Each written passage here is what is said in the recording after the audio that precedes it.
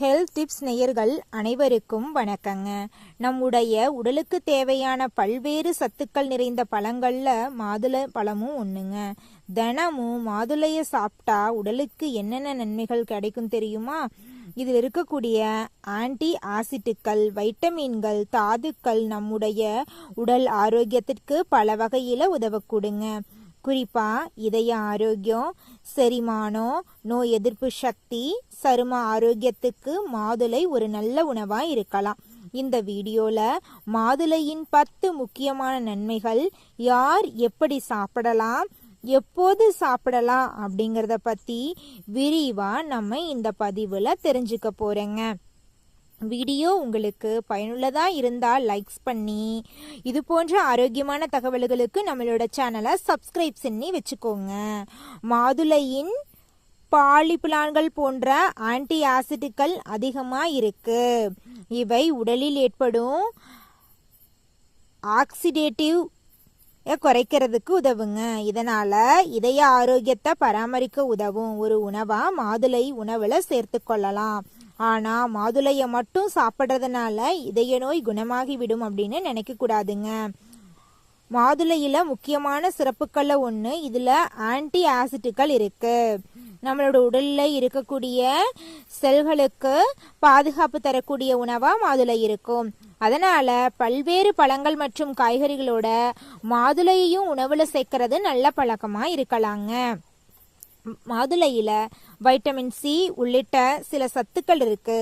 ஆரோக்கியமான உணவு, போதுமான தூக்கம், உடற்பயிற்சியுடன் சேர்ந்து பழங்களை சாப்பிடுறது உடலின் இயல்பாய நோய் எதிர்ப்பு செயல்பாட்டை அதிகரிக்க உதவுங்க. மாதுளைய ஒரு ஆரோக்கியமான உணவின் ஒரு பகுதியா எடுத்துக்கொண்டீங்கன்னா உங்களுடைய உடல் ஆரோக்கியமா இருக்குங்க. மாதுளை விதைகளில் நார்ச்சத்து இருக்கு. நார்ச்சத்து நிறைந்த உணவுகள் குடல் இயக்கத்தை சீராக வச்சிருக்கிறதுக்கும் மலச்சிக்கலை தடுக்கவும் உதவுங்க. அதனால மாதுளைய ஜூஸா மட்டும் குடிக்கிறத விட அதன் விதைகளோட பழமாக சாப்பிடுறது நார்ச்சத்தை பெறதுக்கு சிறந்த வழியா இருக்குங்க. மாதுளையில் இருக்கக்கூடிய ஆன்டி ஆசிட்டுகள் உடலில் இருக்கக்கூடிய கிருமிகளை அகற்றக்கூடிய பாதுகாப்பு கவசமா பயன்படுதுங்க. ஆரோக்கியமான சருமத்துக்கு மாதுளை மட்டும் போதாதுங்க. நல்ல உணவு, போதுமான தண்ணீர், நல்ல தூக்கம், சூரிய ஒளியிலிருந்து பாதுகாப்பெல்லாம் கிடைச்சாதாங்க உங்களுடைய உடல் ஆரோக்கியமா இருக்கும். மாதுளை ரத்தத்துக்கு மிகவும் நல்லதுங்க. பொதுவா உங்களுடைய உடலுக்கு ரொம்பவும் நல்லதுங்க. மாதுளை மட்டும் சாப்பிட்டா இரும்பு சத்து குறைபாடு அல்லது ரத்த சோகை குணமாயிரும் அப்படின்னு நினைக்க கூடாது. இரும்பு சத்து அதிகம் தேவைப்படுறவங்க கீரைகள், பருப்பு வகைகள், பயிறு வகைகள், எள் போன்ற இரும்பு சத்து உள்ள உணவுகளையும் உணவுல சேர்த்து கொள்ளணுங்க. ரத்த சோகை இருந்தா மருத்துவரின் ஆலோசனைப்படி பரிசோதனை மற்றும் சிகிச்சை பெறது ரொம்பவும் முக்கியங்க. மாதுளை ஒரு பழம் அப்படிங்கறதால இதில் இயற்கையான சர்க்கரை இருக்கு. அதனால உடல் எடையை குறைக்க நினைக்கிறவங்க அளவோட சாப்பிடலாம். மாதுளை சாப்பிடும் போது அதிக சர்க்கரை சேர்த்து ஜூஸ் தயாரிக்கிறத தவிர்ப்பது நல்லதுங்க. பழமாக சாப்பிடும் போது நார்சத்தும் கிடைக்கும் அப்படிங்கறதால அது அதிக நேரம் நிறைவாக உணர உதவக்கூடுங்க. மாதுளையிலும் இப்படிப்பட்ட சேர்மங்கள்லாம் இருக்குது.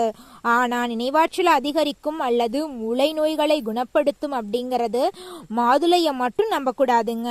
முழுமையான ஆரோக்கியமான உணவு முறை தாங்க உங்களுக்கு ரொம்பவும் நல்லதுங்க. மாதுளையில பல்வேறு வைட்டமின்கள், தாதுக்கள், தாவர சேர்மங்கள் இருக்கு. ஒரே ஒரு உணவு எல்லா சத்துக்களையும் தராதுங்க. அதனால மாதுளையுடன் பல வகையான பழங்கள், காய்கறிகள், கீரைகள், பருப்பு வகைகள், முழு தானியங்களையும் உணவில் சேர்த்துக்கிறது ரொம்பவும் நல்லதுங்க.